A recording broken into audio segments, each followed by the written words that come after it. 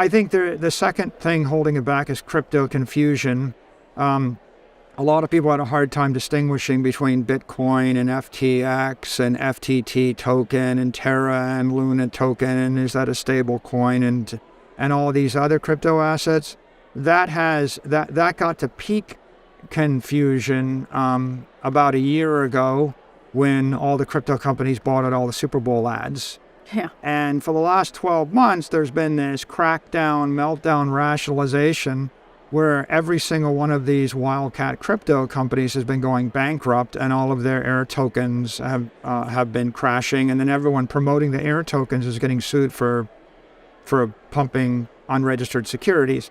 Now that's a very expensive, like multi-$100 billion educational lesson for the marketplace and the media. Until we actually get assured clear distance, some amount of distance from that crypto crackdown, I think that conservative CFOs will be a little bit careful there. The entire crypto industry right now is under pressure and crackdown from the regulators, and there's a lot of pressure on crypto exchanges, cryptocurrencies, crypto assets, securities. And until that's resolved and you see Bitcoin trading on regulated exchanges that have been endorsed by the SEC or by the regulators, I think there are a lot of conservative investors that will just stand off and wait. The way you'll know that happened is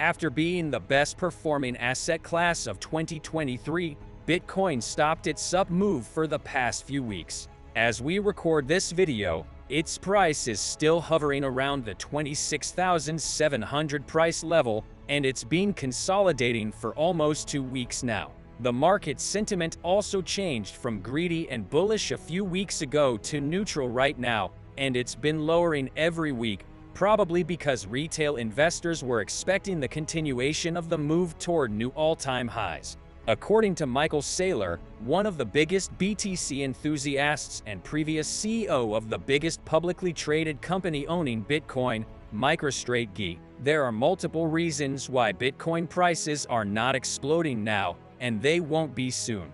From regulation to the existence of bad actors in the space, from the lack of trust in the asset to the lack of easy solutions to self-custody for the masses, in this video, Michael will explain how and when Bitcoin will finally thrive. So if you want to profit by trading or holding Bitcoin, you absolutely need to watch this video until the end so you have clarity of when you can expect to maximize your earnings.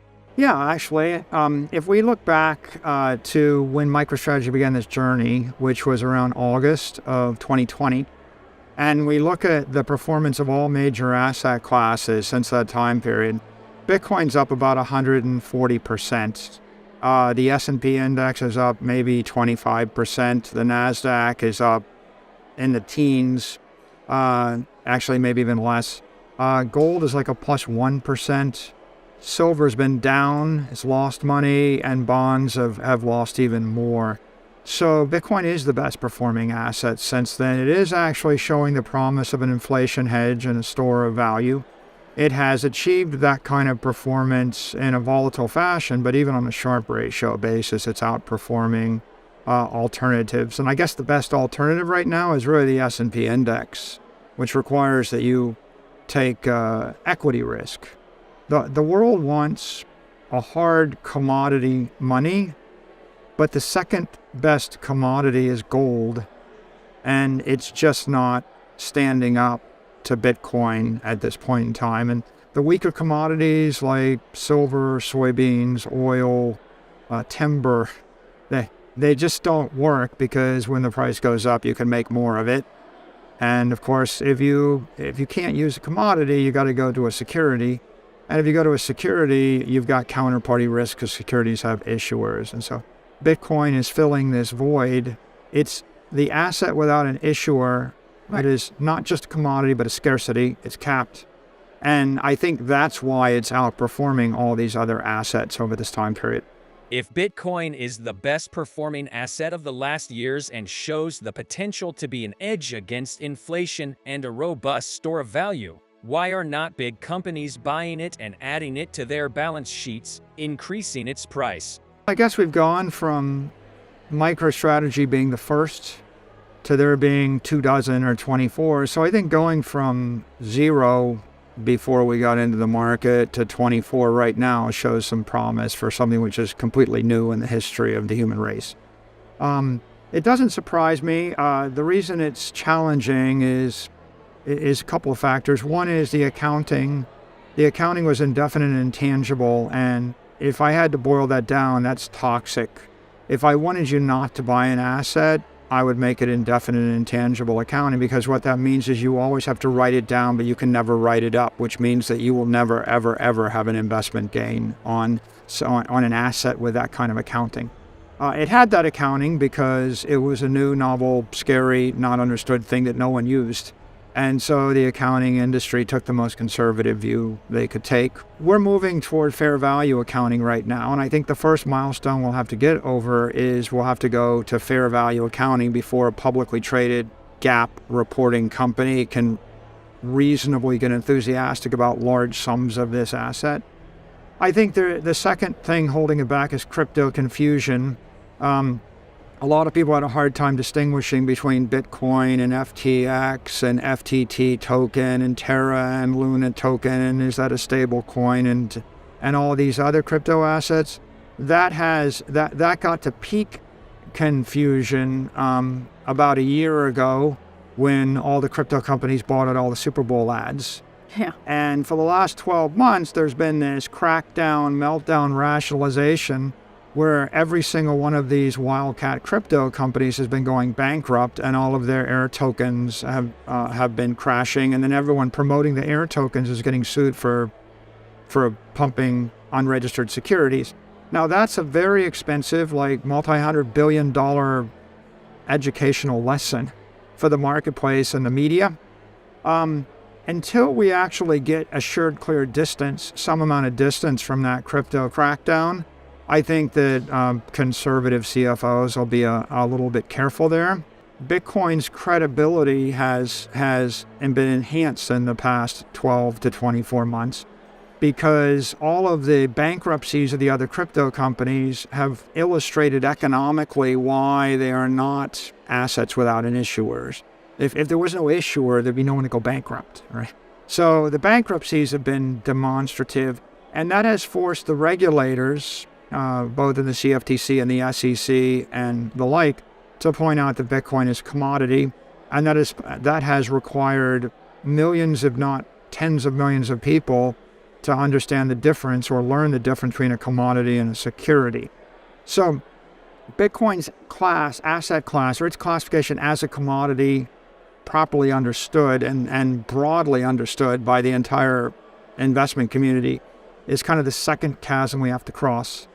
The third chasm is the entire crypto industry right now is under pressure and crackdown from the regulators, and there's a lot of pressure on crypto exchanges, cryptocurrencies, crypto assets, securities. And until that's resolved and you see Bitcoin trading on regulated exchanges that have been endorsed by the SEC or by the regulators, I think there are a lot of conservative investors that will just stand off and wait. When the SEC approves a Bitcoin spot ETF, that's kind of an indicator that they've decided that they endorse the exchanges trading the asset.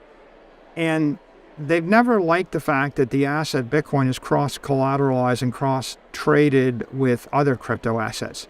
The idea that Do Kwon could issue $60 billion of Luna and then issue $20 billion of UST and then buy $4 billion of Bitcoin backed by $60 billion of an air token and then wash trade it right on an unregistered exchange without surveillance.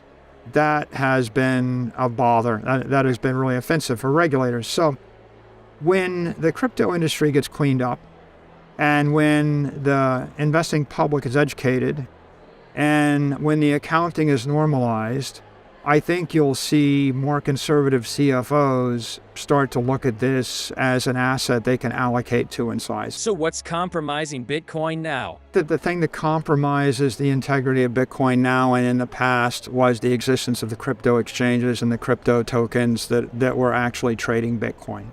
So it's FTX that compromised the integrity of Bitcoin because Sam Bankman-Fried took billions of dollars of Bitcoin under custody and then rehypothecated it and then sold it and then lost it, while it was conjoined with the trading of the FTT token, which he was manipulating by wash trading and insider trading. So the problem is Bitcoin being traded on exchanges or wrapped into securities that are unregistered, unregulated, offshore. And I think that the regulators are going to continue to pursue all of those securities. An unregistered security, an unregulated exchange, an uncontrolled financial instrument, those things are viewed as the problem that is impairing Bitcoin from, it's impairing them from approving a Bitcoin spot ETF. If none of those things existed, and you were a regulated company, an SEC 40 Act company, say, or SEC 33, but especially in this case, SEC 40 Act company, in the US, and you wanted to buy Bitcoin spot and then offer an ETF, I think that would be acceptable to regulators because you're a regulated and transparent organization. The thing that threatens the integrity of the asset isn't the security per se, it's the lack of transparency around the security combined with the ability to engage in insider trading to manipulate the price of the security. So in that particular case, that means that a public company in the US that holds timber rights doesn't threaten the price of timber. They're disclosing that the timber that they're trading, and timber is a commodity. A publicly traded company in the US that discloses their ownership of Bitcoin isn't the problem.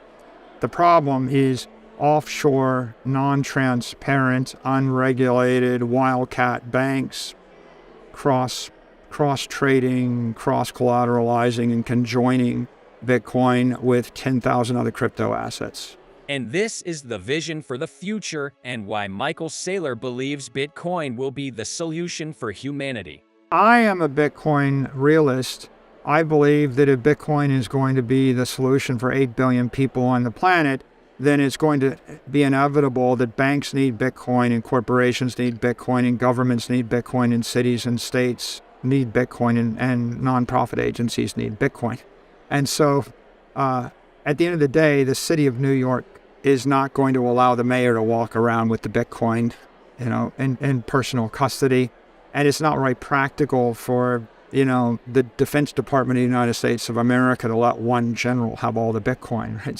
So large institutions, churches, corporations, and the like, they're going to need an infrastructure of custodians and banks. And so I do think there will be a time when all the big banks will custody Bitcoin. I think, like if you're a 3-year-old child, how are you going to self-custody Bitcoin? When you inherited the Bitcoin from your grandfather, how are you going to self-custody Bitcoin when you're 12 months old? And if you're 85 years old with Alzheimer's, you're not going to self-custody Bitcoin either.